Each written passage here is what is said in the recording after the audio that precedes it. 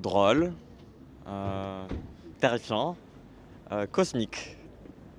J'aime Junji Ito depuis pas mal d'années pour le côté lugubre et macabre de ses nouvelles, la déchéance de l'homme, tout ce qu'il peut faire comme histoire un peu qui sort de l'ordinaire et qui se rapproche aussi de l'univers de Lovecraft. Ça fait bien 15 ans que je lis du Junji Ito, donc plus qu'il passe en France, c'est assez rare, donc j'en ai profité pour venir ici. Et Kawaii, vous verrez souvent dans ses interviews, il est très rigolo, il est à l'opposé de son univers. C'est très intéressant de le voir en vrai. Euh, Dérangeant, unique et graphique. Magnifique, effrayant, étonnant.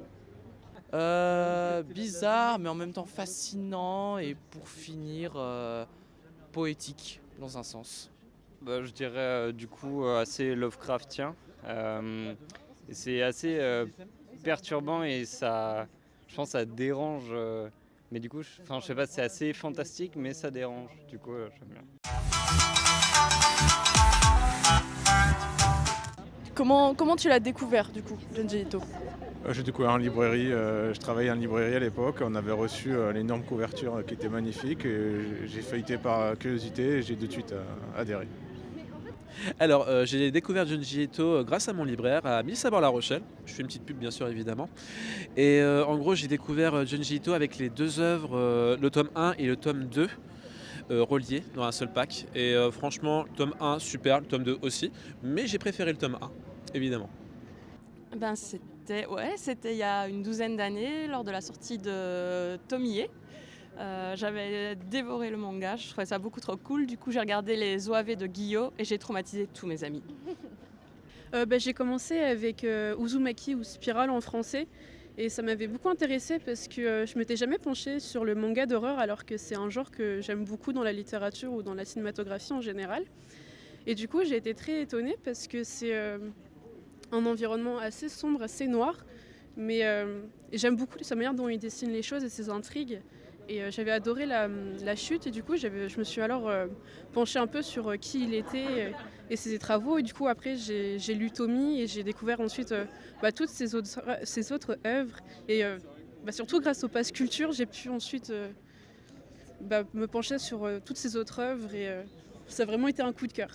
Junji Ito, alors je ne le connais pas totalement, j'ai surtout des dessins sur Instagram où je l'ai un peu connu et ça m'avait beaucoup fasciné, du coup c'est pour ça que je vais à la masterclass. Beaucoup sur Instagram, j'ai connu et du coup, je vais voir la masterclass pour m'intéresser encore plus et pour voir si je peux développer ma culture. C'est un auteur qui a beaucoup influencé mon parcours artistique depuis que je suis un enfant, du coup, voilà. J'étais un enfant très peureux, c'est un peu le premier auteur d'horreur que j'ai pu lire, du coup, voilà. Alors, c'est les premières traductions qui ont été faites en France, qu'on m'a apporté d'un voyage. Et voilà, c'était un auteur parmi d'autres à l'époque. Je pense qu'avec le temps, plus il devient commercial, plus on a un sens de communauté. Du coup, ça encourage encore plus d'aller le chercher, quoi.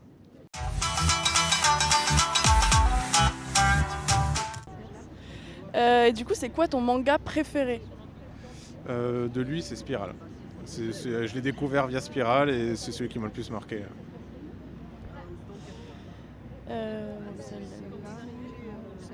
Naruto, évidemment. Naruto.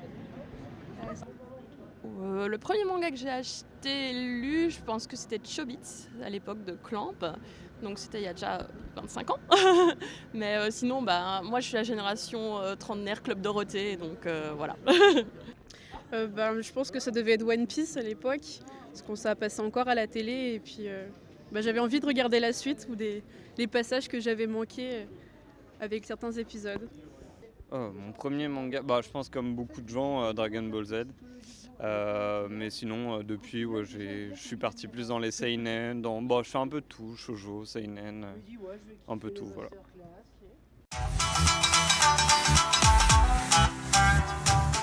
Ce serait lequel? Très bonne question. Très bonne question. Trillium Game. Moi, j'ai commencé avec SNK donc l'attaque des Titans pour ceux qui ne connaissent pas. Et j'avoue que j'ai été très étonnée. Beaucoup de rebondissements et on peut se retrouver facilement dans des personnages. Franchement, je pense que c'est ouvert à tout le monde. Pour ceux qui aiment l'histoire, on va retrouver des petites traces tout ça, historiques. Pour ceux qui aiment les rebondissements, franchement, je conseillerais SNK, l'attaque des Titans.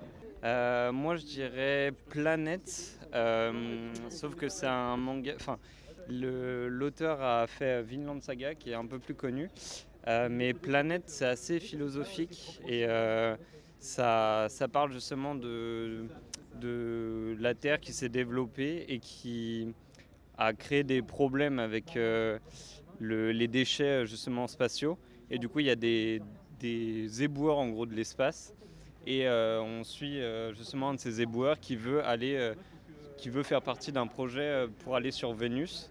Et du coup, c'est vraiment philosophique sur la place de l'homme, etc. Et c'est vraiment intéressant.